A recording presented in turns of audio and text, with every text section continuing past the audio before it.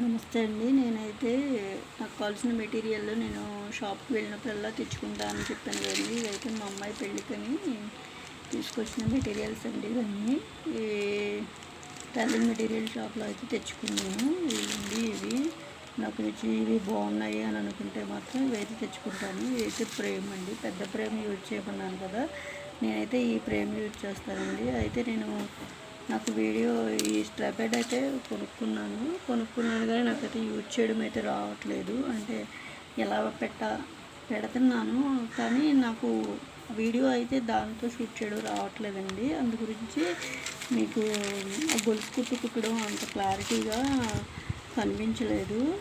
అయితే కాస్త ప్రాక్టీస్ అయ్యి మళ్ళీ వీడియో పెడతాను. ఆ వీడియో గురించి ఎలాంటి కామెంట్స్ అంటే అలాగా గొలుసు కుట్టు కనిపించేలాగా పెడితే బాగుండు అని అలాగా వేరే కామెంట్స్ ఏమీ పెట్టకండి. వీడియో బాగలేదు అది అని. నాకే నచ్చలేదండి వీడియో అయితే మాత్రం. ఎందుకంటే కొంచెం క్లారిటీ ఉంది. ఇంకొంచెం లాస్ట్నైతే మీకు గొలుసు కుట్టు క్లారిటీగా చూపించడం అయితే చాలా బాగుండేది. అయితే ఇంతలో బయట ఎవరో వచ్చారండి. అవి సౌండ్స్ వినపడుతున్నాయి. అందుకే వీడియో అయితే ఆఫ్ చేయడం జరిగింది. ఇవైతే నేను ఈ కుందన్స్ ఇవన్నీ అయితే మెటీరియల్ షాప్లో అయితే తీసుకున్నానండి. మా అమ్మాయికి బ్లౌజులు అంటే మా అమ్మాయికనే కదండి, మాకు ఇవైతే స్టోన్ లైన్స్ అండి. స్టోన్ లైన్స్ ఈ విధంగా అండి. బీడ్స్ మీకు చూపించాను కదా, మా అమ్మాయి పెళ్లి బ్లౌజులు మేమే డిజైన్ చేసుకున్నామని చెప్పేసి నేను మెటీరియల్ షాప్కి వెళ్ళినప్పుడు ఇవన్నీ నేనైతే నాకు నచ్చినవన్నీ ఇలా విధంగా అయితే పొందిచ్చేసుకున్నాను. అవి కుట్టగా మిగిలినవండి. ఇవైతే మాత్రం మేము కుట్టుకున్నామని చెప్పాం కదా, ఈ పూసలు ఇవన్నీ మేమే కుట్టుకున్నాము. ఈ కుట్టగా మిగిలినవి అంటే నేను ఆ గొలుసు కుట్టాను కదా, ఈవిడ నిజంగా అసలు ఎంబ్రాయిడరీ వర్క్ చేసిందా అని అంటారని చెప్పేసి నేను మళ్ళీ అయితే ఈ వీడియో అయితే పెడుతున్నాను. నిజంగా మేమే చేసుకున్నామండి ఆ ఎంబ్రాయిడరీ వర్క్ అయితే మాకు వీడియో పెట్టడం చేతగాక అలా క్లారిటీ లేదండి, ఏమీ అనుకోకండి. మళ్ళీ మంచి వీడియోతో మళ్ళీ క్లారిటీగా అయితే మీకు పెడతాను. ఇవైతే మీ కుందన్స్ అయితే మీకు చూపిస్తున్నాను. ఈ విధంగా ఈ కుందన్స్ అయితే బాగుంటాయని చెప్పేసి ఇలా తీసుకున్నాను అనమాట మెటీరియల్ షాప్లో. నాకు ఏమేమి కావాలో నాకు నచ్చినవి ఇలా కుట్టుకుంటే బాగుంటాయని అవన్నీ నేను తీసుకుంటానని చెప్తాను కదండి. ఇవేనండి. ఇలా అయితే తీసుకొని ఈ విధంగా అయితే తీసుకుంటాను. ఇదిగోండి జర్దోజీ వర్క్ చేయడానికి తీసుకున్నది. ఇలా స్ప్రింగ్లా ఉంటుంది. నేను కట్ చేసుకొని ఇలాగ మనకి ఎలా కావాలో అలాగ డిజైన్ బట్టి కట్ చేసుకొని మనం ఇదైతే యూజ్ చేస్తాం అనమాట. ఇవ్వండి స్టోన్స్ స్టిచ్ చేసే స్టోన్ కుందన్స్ ఉంటాయి కదండి, ఇవి ఇలా అయితే తీసుకున్నాం అనమాట. Threads, silk threads.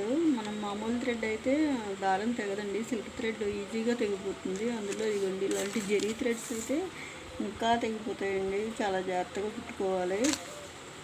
ఇవన్నీ బీడ్స్ ఇవన్నీ చూపిస్తానండి.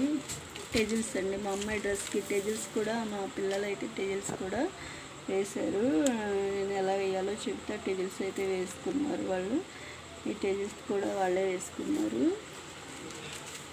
చాలా బాగుంటుందండి.